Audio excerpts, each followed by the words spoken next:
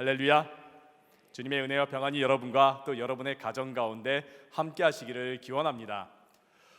한양대학교 교육공학 교수이신 유영만 교수님께서 책을 하나 쓰셨는데 책의 제목이 공부는 망치다라는 책이었습니다. 교육학자다 보니까 공부에 대해서 쓴 책입니다. 우리가 공부할 때에 이분의 말에 의하면 공부란 것은 우리의 틀을 깨뜨리는 것이기 때문에 공부는 망치다라는 망치의 이미지를 사용하셨습니다. 책에서 공부라는 것이 단순히 지식을 습득하는 것에서 끝나는 것이 아니라 나 자신을 더 나답게 살아가기 위해서 우리가 공부한다라고 말합니다. 그래서 책에서 무엇을 공부해야 되는지, 왜 공부해야 되는지, 어떻게 공부해야 되는지에 대해서 말하고 있습니다. 우리가 공부를 잘하기 위해서는 보는 방법을 배워야 한다라고 말합니다.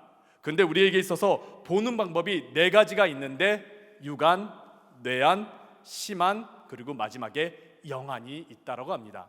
우리가 공부하면서 이것을 더욱더 발달시키고 더욱더 성장시킬 때에 우리가 공부를 더 잘할 수 있다라고 말합니다. 유관이라는 것은 물리적으로 바라보는 눈을 말하고 있습니다. 이 마이크가 마이크다라는 것을 우리가 인식할 수 있는, 생각할 수 있는 것이 바로 육안이라는 것입니다. 뇌안은 무엇이냐? 과학적으로 바라보는 눈이라고 말합니다. 이 마이크가 어떤 성분에 있는지, 또 어떻게 만들어졌는지, 어떤 기능이 있는지가 바로 뇌안이라고 말합니다. 여기서 더 발달시키고 더 공부하다 보면은 심안에 이르게 되는데, 그 심안은 무엇이냐? 그 대상에 대해서 감정을 가지는 것, 공감하는 것을 말한다고 합니다. 이것이 공부할 때에 이루어진다라고 말하더라고요. 여기에서 더 공부하고 더 열심히 노력하면은 영안이 열린다라고 말하는데, 여기서 말하는 영안이란 보이지 않는 힘을 바라보는 눈이라고 말합니다. 즉 보이지 않는 의미, 그리고 서로가 연결되어 있는 관계성, 그리고 이것을 통해서 어떻게 일이 일어나고 앞으로 어떤 영향력이 펼쳐질지에 대해서 바라보는 것이 바로 영안이라고 유영만 교수는 말하고 있습니다. 그래서 공부하는 이유가 우리의 육안이 더욱더 발달되고, 여기에서 멈추는 것이 아니라 뇌안이 더 발달되면서, 여기서 멈추는 것이 아니라 따뜻한 심안을 가지면서 앞으로의 미래를 바라보며 어떻게 살아가는 것이 올바른 것인지, 그리고 우리가 정말 중요한 것이 무엇인지를 아는 영안까지 우리가 발달시켜야 되는 게 공부의 목적이다라고 말하고 있습니다. 그런데 우리 그리스도인들에게 있어서 영안, 영적인 눈은 무엇입니까? 단순히 영향력을 바라보는 게 영안일까요? 아니면은 악한 영들을 보거나, 아니면 사람을 보거나, 아니면은 특별한 것을 보는 게 영안이라고 말할까요? 그렇지 않습니다. 우리 그리스도인들에게 있어서 영안이란, 영적인 눈이란 무엇이냐? 하나님께서 나와 함께 하심을 보는 것, 하나님께서 지금 나와 함께 하시면서 역사하고 계시다라는 것을 내가 지금 바라보는 것, 그것이 바로 우리의 영안입니다. 그렇다면 이러한 영적인 눈이 열리려면 우리가 어떻게 해야 할까요? 오늘 본문을 보니까 열왕기하 6장에서부터는 이스라엘과 아람이 함께 전쟁을 하고 있는 이야기가 나오고 있습니다. 열왕기하 6장 8절에서부터 아람과 이스라엘이 전쟁하는 내용이 나오는데, 아람 왕이 이스라엘을 기습하기 위해서 은밀하게 비밀 작전을 치르고 있습니다. 신하들과 함께 은밀한 가운데 비밀 작전을 짜는데 이것이 번번이 실패합니다. 이스라엘 군대가 이것을 알아챕니다. 이게 계속해서 실패하다 보니까 아람 왕이 화가 나면서 우리 가운데 첩자가 있다, 우리 가운데 내통하는 자가 있다, 우리 가운데 배신자가 있다, 아무래도 찾아야겠다, 내통하는 자가 누군지 찾아야겠다면서 신하들을 불러놓고서 추궁하게 이릅니다. 그러자 한 신하가 열왕기하 6장 12절에 이렇게 말합니다. 우리 주 왕이여 아니로소이다. 오직 이스라엘 선지자 엘리사가 왕의 침실에서, 가장 은밀한 곳인 왕의 침실에서 하신 말씀을 이스라엘의 왕에게 고하니이다. 가장 은밀한 곳에서 말하는 우리의 모든 말들을 엘리사가 다 알고서 왕에게 고하기 때문에 우리의 지금 기습작전이 다 실패했습니다라고 아람 왕의 신하가 말합니다. 이 말을 들은 아람 왕은 화가 나면서 엘리사 당장 잡아오라고 시키면서 많은 군대를 엘리사가 있는 곳으로 보냅니다. 도단이라는 성읍으로 보냅니다. 그것도 엘리사가 뭘 알아차리게 하려고 밤 한가운데 엘리사를 잡으러 도단 가운데로 많은 군대를 보내게 됩니다. 도단 성읍은 하루아침에 적군에 둘러싸여 포위가 되어버리고 말았습니다.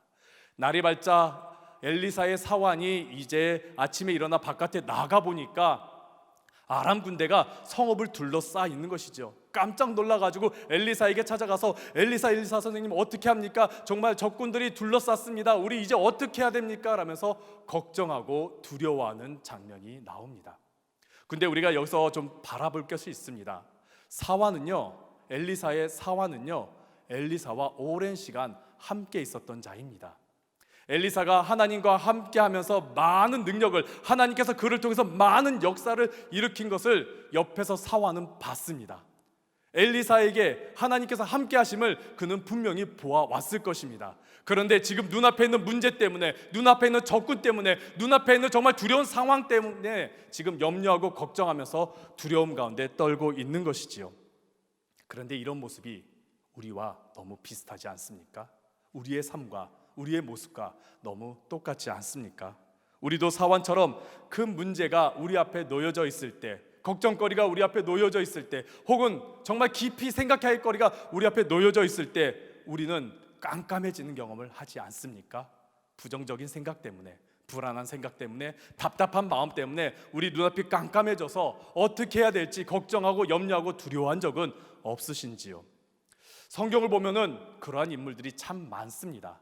대표적으로 출애굽한 이스라엘 백성들 어떠합니까? 하나님께서 홍해를 가르시고 구름 기둥과 불 기둥으로 늘 함께해 주시면서 하늘의 만나를 내려주시면서 챙겨주시고 돌봐주셨는데도 그들은 문제를 만날 때마다, 적군들을 만날 때마다, 어려움들이 있을 때마다 두려워하고 걱정하고 염려했지요. 예수님의 제자들도 마찬가지였습니다.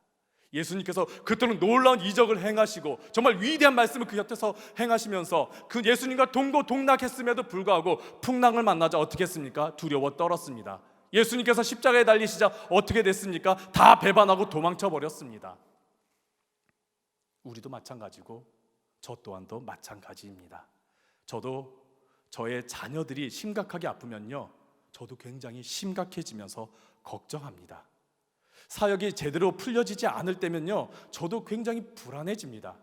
또 같이 사역하는 성도님들이 시험에 들고 저를 쳐다보는 눈빛이 달라지면은 저도 앞이 캄캄해집니다. 우리들도요, 정말 문제를 만나고 어려움을 겪으면은요, 두렵고 또 힘들고 또 어려워집니다. 그런 것이 우리들의 모습이지요. 이런 우리가 어떻게 해야 할까요? 이런 우리가 어떻게 해야지만이 이런 상황에서 벗어날 수 있을까요? 오늘 말씀 보니까 엘리사가 사환을 통해서 두 가지를 하는 것을 우리가 보게 됩니다. 첫 번째는 사환에게 말씀을 전합니다. 하나님께서 우리에게 전해주신 약속의 말씀을 전합니다. 그리고 그를 위해 기도했을 때에 사환의 눈이 열리는 것을 우리가 보게 됩니다. 우리 함께 오늘 본문 16절에 있는 말씀 함께 읽도록 하겠습니다. 16절에 있는 말씀입니다. 대답하되 두려워하지 말라. 우리와 함께한 자가 그들과 함께한 자보다 많으니라. 두려워하지 말라. 우리 눈앞에 있는 많은 문제들, 많은 적군들, 많은 시험거리들, 그것보다 우리와 함께하신 하나님이 더 크고 더 많고 더 위대하시다. 이 말씀은 성경 곳곳에서 등장하는 말씀입니다. 두려워하고 염려하고 걱정하는 이들에게 하나님께서 나타나셔서 두려워하지 말라, 두려워하지 말라 그러면서 꼭 주시는 말씀이 내가 너와 함께함이라. 모세에게 그 말씀을 주셨지요. 두려워 떨고 있는 이스라엘 백성들에게 그 말씀을 주셨지요. 그리고 예수님의 제자들에게 그 말씀을 주시고 복음을 전하는 많은 사도들에게도 그 말씀을 주셨고 우리에게도 그 말씀을 주셨습니다. 엘리사는 사환에게 하나님의 그 말씀을 전하고 그것으로 멈춘 것이 아니라 그를 위해 기도합니다. 이어지는 17절에 이렇게 말씀합니다. 기도하여 이르되, 엘리사가 사환을 위해서 기도합니다. 여호와여 원하건대 그의 눈을 열어서 보게 하옵소서. 엘리사가 사환을 위해 기도하자 하나님께서 어떻게 하셨습니까? 그 청년의 눈을, 그 사환의 눈을 열어주셨습니다. 그러면서 불병거와 또 많은 불말, 그래서 하나님께서 우리와 함께 하신다는 그 임재의 사건들을 하나님께서 그 사환에게 보게 해주셨습니다. 영안이, 영적인 눈이 열리게 된 것이지요. 하나님의 말씀과 기도로 말미암아 영적인 눈이 떠지게 된 것입니다. 이 영적인 눈은 우리의 노력이나 우리의 힘으로 떠지는 것이 아닙니다. 말씀을 보니까 하나님께서 뜨게 해주셔야지만이 열리는 것을 우리가 보게 됩니다. 성경 곳곳에서도 소경이 눈을 뜨는 장면은 예수님께서 직접 치유하실 때였습니다. 그리고 사도 바울이 다메섹에서 눈이 감겨졌을 때에 주님을 만나 눈앞에 앞이 볼 수 없었을 때 어떻게 다시 눈이 열렸습니까? 아나니아가 기도하면서 하나님께서 열어주시자 눈이 떠지게 되었던 것이지요. 엠마오로 가는 도상에서 제자들이 부활하신 예수님을 만났지만은 예수님을 알아보지 못했지요. 그들의 마음의 눈이 닫힌 거나 다름없어서 예수님을 바라보지 못했지요. 근데 그들의 눈이 어떻게 떠졌습니까? 누가복음 24장에 있는 말씀 보니까 예수님께서 그들과 함께 하시고 그들에게 말씀을 전하시자 그들의 눈이 밝아져서 예수님을 알아보았다라고 말합니다. 주님과 함께 할 때에, 그리고 주님께서 허락하셨을 때 영적인 눈이 떠진다라는 것이죠. 그것은 우리가 주님의 말씀을 붙잡고 그 말씀 붙잡고 우리가 기도할 때에 영적인 눈이 열린다라는 것입니다. 그럴 때 우리의 영적인 눈이 열릴 때 우리가 어떻게 나아갈 수 있을까요? 우리는 담대하게 우리의 지금의 삶을, 이 어려운 삶을 이기며 극복하며 나아갈 수가 있습니다. 자기관리하고 인간관계 등으로 많은 강연을 하고 책을 쓰신 데일 카네기라는 분이 계십니다. 아마 그분의 책 읽어보신 분들 많이 계실 겁니다. 그 데일 카네기가 가장 좋아하는 한 이야기가 있습니다. 미국 대공황 때에 정말 어려움 가운데서 다시 일어난 한 여인의 이야기입니다. 대공황 때 남편이 실직하여서 힘겹게 겨우겨우 돈을 벌고서 살았는데 그마저도 남편이 너무나 연약한 나머지 돈을 벌지 못한 지경에 이르렀습니다. 자녀는 5이나 있었는데 이 자녀들을 어떻게든 먹여 살려야 했었는데 아무리 외상으로 식료품점에서 음식을 사도 그것은 한계가 있었지요. 더 이상 사지 못하는 지경에 이르렀습니다. 그러자 아이들은 굶었고 또 집안은 정말 어려움 가운데 있고 또 아이들은 정말 아우성치는 가운데 하루는 아이가 식료품점에서 물건을 훔치다 걸리고 말았습니다. 이런 삶의 모습을 보면서 이 여인은 더 이상 나는 살 수 없다, 더 이상 나는 못 살겠다 하면서 삶을 포기하게 됩니다. 그러고서 어느 날 5살 난 어린 딸을 데리고서 침대에 눕히고서 집안에 있는 모든 문은 다 닫습니다. 그리고 틈을 보인다면 헝겊으로 다 막습니다. 그리고서 난로를 켭니다. 불을 켜지 않은 채요. 가스가 새어나겠군요. 그래서 어린 딸을 데리고서 침실에 들어가서 눕자고 하니까 어린 딸이 아니 지금 낮인데 왜 누워요? 라고 묻자 그냥 낮잠 잘 거야 하면서 같이 눕습니다. 저 멀리서 난로 소리가 납니다. 가스가 새는 소리지요. 그러면서 가스 냄새가 막 밀려옵니다. 이제 나는 죽는구나 라고 싶은데 어디선가 음악 소리가 들리는데 그 음악 소리가 저 부엌에서 라디오를 차마 끄지 못한 채 들려오는 음악 소리였습니다. 이제 죽는데 굳이 내가 그거 끌 필요가 있나 라면서 그냥 두었는데 음악이 흘러나오기 시작한데 그 음악이 찬양의 가사였습니다. 다음과 같은 찬양의 가사였습니다. 죄짐 맡은 우리 구주 어찌 좋은 친구인지, 걱정 근심 무거운 짐 우리 주께 맡기세. 주께 고함 없는 고로 복을 얻지 못하네. 사람들이 어찌하여 아랠 줄을 모를까. 죄짐 맡은 우리 구주, 나의 모든 짐, 나의 모든 어려움, 나의 모든 고통들 다 맡아주신다라는 주님의 말씀. 근데 왜 우리는 그것을 잊고 주님께 기도하지 못할까라는 그 찬양의 가사를 듣고서 이 여인은 깜짝 놀라서 벌떡 일어나 창문을 다 열고서 문을 다 엽니다. 그리고 그 자리에 무릎을 꿇고서 기도합니다. 하나님께 기도합니다. 그러면서 그의 삶이 변하기 시작하고 그 삶 가운데 하나님께서 나와 함께 하시고 지금까지 나를 여기까지 인도해 주시고 지금 이 순간 나를 살리려고 함께 하시고 역사하시고 앞으로도 함께 하실 하나님을 바라보게 된 것이죠. 영적인 눈이 열리게 된 것입니다. 그러면서 그녀는 다시 일어나서 살아가게 됩니다. 사랑하는 성도 여러분, 우리는 막막하고 깜깜한 현실 때문에 앞이 보이지 않을 때가 있습니다.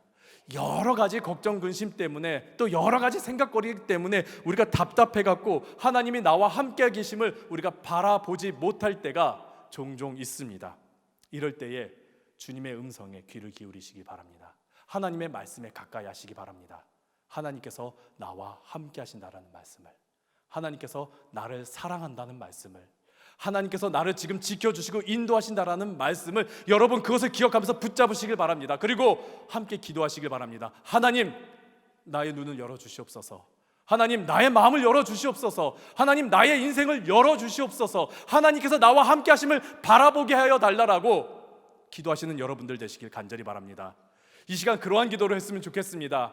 하나님께서 우리에게 주신 그 수많은 말씀들, 그 말씀들을 우리가 기억하면서 그 말씀을 붙잡으면서 우리 함께 기도했으면 좋겠습니다. 하나님, 나의 눈을 열어주시옵소서. 하나님, 나의 삶을 열어주시옵소서. 그동안 나와 함께 하셨고 또 앞으로도 나와 함께 하실 하나님, 내가 함께 하신 주님을 이 시간 좀 바라보게 해달라고 우리가 함께 부르짖어 기도하시기를 간절히 바랍니다. 그러한 가운데 우리의 눈이 열려 주님께서 나와 함께 하심을 바라보며 여러분들 승리하며 살아가시기를 간절히 바랍니다.